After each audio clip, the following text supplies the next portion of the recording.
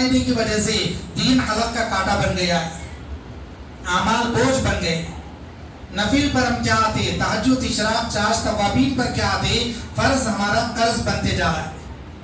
جس ذمہ فرض رہ گیا کہ فرض نماز آگے پیچھے ہو گئی، گنجائش نہیں تھی. پرانے زمانے کے اندر لوگ مسجد میں نظر نہیں آتے تو اس زمانے کے اندر یہ سمجھا جاتا تھا شاید انتقال ہو گیا، اگر زندہ رہتے تو مسجد میں رہتے.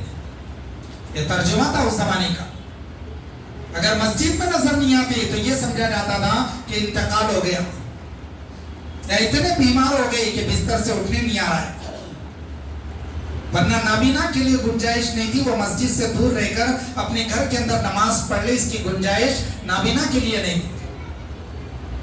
چار باتیں وہاں سمجھی جاتی تھی مسجد میں نہیں ہونے کی. اگر کوئی بھی مسجد میں نظر نہیں آتا تو 4 ترجمے تھے، یا تو انتقال ہو گیا، یا اتنے بیمار ہو گئے کہ بستر سے اٹھنے نہیں آ رہے، یا پھر کہیں سفر کر کے چلے گئے، شہر میں موجود نہیں. چوتھا درجہ تھا مرتد ہو گئے، اسلام چھوڑ کر کافر بن گئے.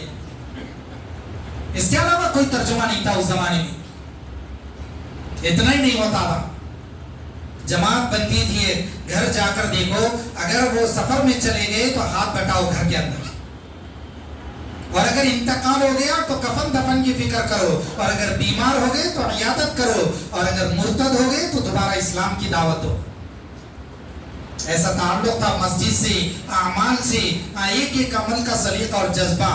گود میں کھیلنے والے بچے تہجد کی لذت لیتے تھے، گودوں میں کھیلنے والے تہجد کا لطف اٹھا رہے. راتوں میں اٹھ کر کمپٹیشن چلتا تھا، کہ کمپٹیشن کا زمانہ، کہ راتوں میں اٹھ کر قرآن پڑھ رہے تہجد میں.